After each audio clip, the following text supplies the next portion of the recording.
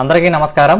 ఈ వీడియోలో మనం విజయవాడ బైపాస్ స్టేటస్ లో భాగంగా కృష్ణా నది మీద కడుతున్న 3.1 కిలోమీటర్ పొడవైన బ్రిడ్జ్ స్టేటస్ చూద్దాము। అలాగే ఈ బ్రిడ్జ్ కి అమరావతికి ఏంటి సంబంధం, ఈ బ్రిడ్జ్ ఎప్పుడు పూర్తవుతుందని తెలుసుకుందాము। ఈ కృష్ణా బ్రిడ్జ్ ప్యాకేజ్ 4 లో భాగము। ఈ ప్యాకేజ్ 4 ని అదానీ మరియు నవయుగ కంపెనీ వాళ్ళు కలిపి నిర్మిస్తున్నారు। ఈ పిక్చర్ ని చూడండి, విజయవాడ బైపాస్ మీద ఒక ఐడియా వస్తుంది। అక్టోబర్ 2021లో స్టార్ట్ అయిన ఈ భారీ బ్రిడ్జ్ పనులు శరవేగంగా జరిగి ఇప్పుడు చివరి దశగా వచ్చాయి। రండి ఈ పనుల స్టేటస్ ని చూద్దాము। ఇప్పుడు మనం విజయవాడ సైడ్ ఉన్న సూరాయపాలెంలో ఉన్నాము। ఇదే బ్రిడ్జ్ స్టార్టింగ్ పాయింట్। ఇక్కడితో ప్యాకేజ్ 3 పూర్తయి ప్యాకేజ్ 4 స్టార్ట్ అవుతుంది। ఇక్కడ బ్రిడ్జ్ అప్రోచ్ ర్యాంప్ పనులు చివరి దశలో ఉన్నాయి। దూరంగా కృష్ణా నదిని, దాని మీద కడుతున్న బ్రిడ్జ్ ని చూడొచ్చు। ఈ బ్రిడ్జి అమరావతి సైడ్ ఉన్న వెంకటపాలెం నుండి విజయవాడ సైడ్ ఉన్న సూరాయపాలెం వరకు 3.1 కిలోమీటర్ పొడవు ఉంటుంది। వారధిలో లాగా ఇక్కడ పక్కపక్కన 2 బ్రిడ్జిలు వస్తాయి। ఒక్కో బ్రిడ్జి 53 పిల్లర్స్ తో 3 వరుసలు కలిగి ఉంటుంది। మీరు ముందు చూస్తున్నట్టుగా లెఫ్ట్ సైడ్ 2 పిల్లర్స్ మధ్య, రైట్ సైడ్ 4 పిల్లర్స్ మధ్య సెగ్మెంట్స్ పెడితే బ్రిడ్జ్ మ్యాక్సిమం కంప్లీట్ అయిపోయినట్టే। సెగ్మెంట్స్ అంటే పిల్లర్స్ మధ్యన బీమ్స్ ఉన్నాయి కదా, వాటినే సెగ్మెంట్స్ అంటారు। లెఫ్ట్ సైడ్ బ్రిడ్జ్ అంటే బ్యారేజ్ సైడ్ ఉన్న బ్రిడ్జ్ పై అమరావతి సైడ్ నుండి విజయవాడ సైడ్ కి సెగ్మెంట్స్ పెట్టుకుంటూ వస్తున్నారు। లెఫ్ట్ సైడ్ ఈ ప్రాసెస్ ని జూలై 2022లో స్టార్ట్ చేశారు। ప్రజెంట్ డేట్ కి 3.1 కిలోమీటర్ పొడవులో 3.04 కిలోమీటర్ మేర పూర్తయింది left side. Right side bridge అంటే హైదరాబాద్ సైడ్ ఉన్న బ్రిడ్జ్ పై 2.92 కిలోమీటర్ మేర సెగ్మెంట్స్ పెట్టారు। రైట్ సైడ్ ఈ ప్రాసెస్ ని మార్చి 2023లో స్టార్ట్ చేశారు। ఈ బ్రిడ్జ్ సంక్రాంతికి రెడీ అయ్యే అవకాశం ఉంది। అలాగే ప్యాకేజ్ 3 బైపాస్ కూడా ఇంచుమించు సంక్రాంతికి ఓపెన్ అవ్వచ్చు। బ్లూ కలర్ లో ఉంది కదా, ఇదే లాంచింగ్ ట్రస్। దీని కిందకి సెగ్మెంట్స్ తీసుకొచ్చి పెడితే ఇదే సెగ్మెంట్స్ ని పైకి లేపి పక్కన పెట్టి బ్రిడ్జ్ రెడీ చేస్తుంది। ఇలా 2 పిల్లర్ల మధ్యన పూర్తి అయ్యాక నెక్స్ట్ 2 పిల్లర్ల మధ్యకి జరుగుతుంది। ఇలా జూలై 2022లో అమరావతి సైడ్ నుండి స్టార్ట్ అయ్యి 2 సంవత్సరాల తర్వాత బ్రిడ్జ్ చివరి ప్రాంతానికి వచ్చింది। బ్యారేజ్ సైడ్ బ్రిడ్జ్ కి లాంచింగ్ ట్రస్ యూజ్ చేస్తున్నారు। హైదరాబాద్ సైడ్ బ్రిడ్జ్ పై సపోర్ట్ సహాయంతో సెగ్మెంట్స్ పెట్టారు, కానీ వీటిపేస్ కాలువపై సపోర్ట్ సహాయంతో సెగ్మెంట్స్ పెట్టలేరు। సో దానికోసం లాంచింగ్ ట్రస్ ని పక్క బ్రిడ్జ్ నుండి ఇటు బ్రిడ్జ్ కి తీసుకొచ్చి బ్రిడ్జ్ ని పూర్తి చేస్తారు।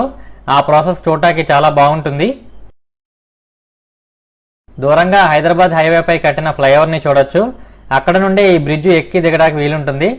సో అక్కడ ఈ హైవే ఎక్కితే కరకట్ట దాటి ఈ బ్రిడ్జ్ ద్వారా నదిని క్రాస్ చేసి అమరావతిలోకి వెళ్ళొచ్చు। దూరంగా ప్రకాశం బ్యారేజ్ ని చూడొచ్చు, అది 6 కిలోమీటర్ దిగువన ఉంటుంది। దూరంగా Amaravati side bridge ending point చూడొచ్చు। 2 పిల్లర్ల మధ్యన 197 అడుగుల గ్యాప్ ఉంటుంది। ఈ గ్యాప్ లో 18 సెగ్మెంట్స్ పెడతారు, గీతలుగా ఉన్నాయి కదా అవే।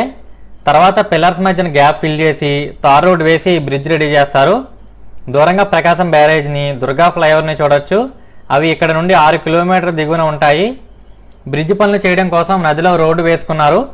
పట్టిసీమ ప్రాజెక్టు నీటిని విడుదల చేయడం ద్వారా కృష్ణా నదిలో నీటి ప్రవాహం పెరిగింది। దీనికి ఇబ్బంది లేకుండా ఈ రోడ్డుని తొలగిస్తున్నారు। నదిలో పనులు పూర్తయ్యాయి కాబట్టి ఇప్పుడు రోడ్డు తీసేసిన ప్రాబ్లం లేదు।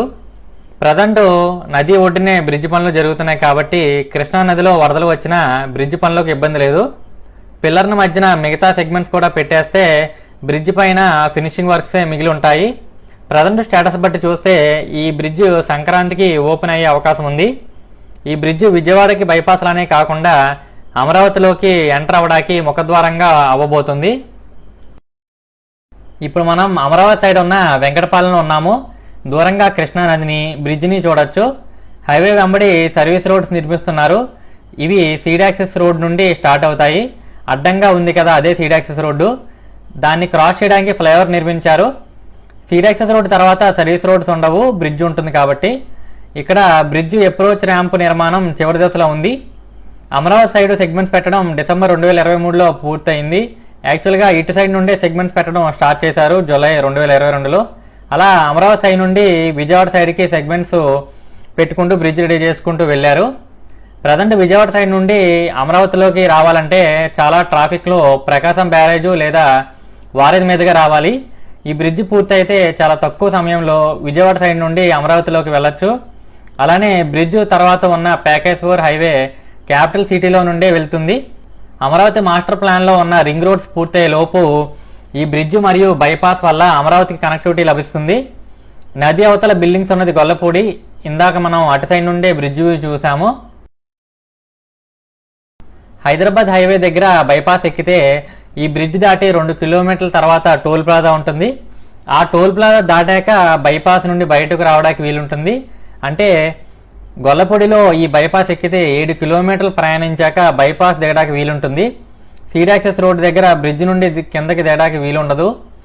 దీని గురించి ప్యాకేజ్ 4 హైవేలో ఎక్కడ సర్వీస్ రోడ్స్ ఉంటాయి, ఎక్కడ ఈ బైపాస్ ఎక్కి దిగచ్చు అని వీడియో చేశాను, అది కూడా చూడండి ఫ్రెండ్స్.